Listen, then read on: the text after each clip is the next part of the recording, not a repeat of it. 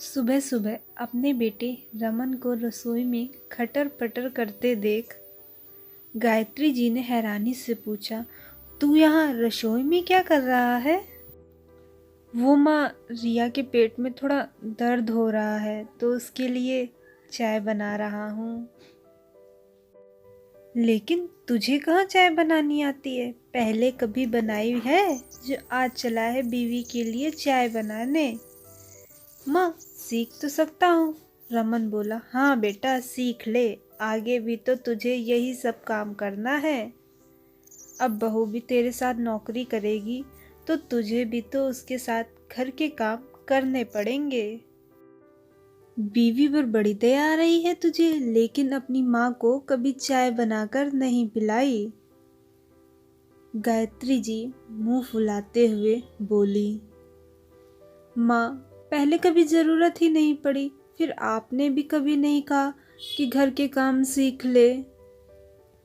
लेकिन आज मैं आपको भी अपने हाथ की बनी चाय पिलाऊंगा। रमन ने कप में चाय छानते हुए मुस्कुरा के कहा। गायत्री जी को फिर भी हजम नहीं हो रहा था कि उनका बेटा बीवी के आने के बाद इतना बदल गया है। राकेश जी भी माँ बेटे की बहस सुन रहे थे, लेकिन चुपचाप अखबार लेकर बैठ गए थे।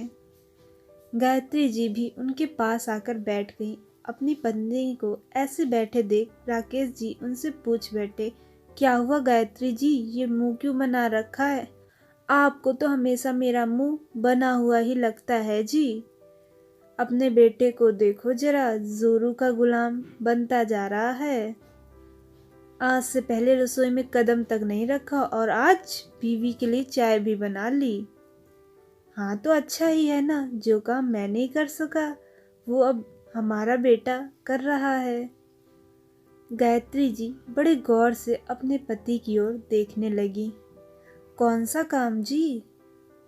यही जोरू का गुलाम बनने का काम, राकेश जी हंसते हुए बोले।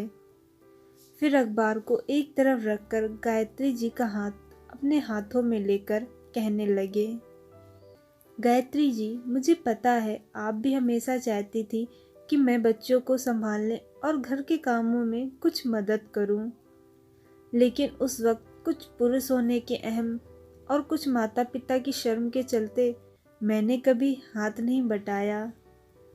आज मुझे इस बात का पछतावा भी होता है कि मैंने कभी आपका मन नहीं समझा। लेकिन हमारा बेटा अपनी जिम्मेदारी समझता है तो हमें तो खुश होना चाहिए। आपको तो मैंने कभी ये सुख नहीं दिया, लेकिन हमारी बहू को तो हमारा बेटा ये सुख दे रहा है ना, फिर शिकायत किस लिए? राकेश जी की बात सुनकर गायत्री जी को अपना समय भी याद आ गया। किस तरह वो अकेले पूरे घर का काम करती थी और बच्चों को भी संभालती थी। एक दिन राकेश जी ने गायत्री से पानी क्या भर दिया। गायत्री जी की सास ने उन्हें 10 बातें सुना दी। उसी दिन के बाद गायत्री जी ने कभी राकेश जी से कोई काम नहीं कहा और ना ही राकेश जी ने खुद कभी मदद के लिए हाथ आगे बढ़ाया।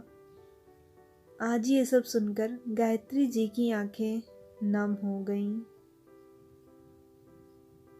जी आप ठीक कह रहे हैं, अपने घर में कुछ करना बीवी की गुलामी नहीं होती। आपकी माँ के साथ रहकर मेरी सोच भी उनके जैसी हो गई थी। चलो पहले ना सही, लेकिन आज मैं भी अपने बेटे के हाथ की बनी चाय ज़रूर पीऊँगी। अगर आप लोगों को हमारी ये वीडियो अच्छी लगी हो तो इस वीडियो को लाइक करिएगा, शेयर करिएगा और हमारे चैनल को सब्सक्राइब करना मत भूलिएगा।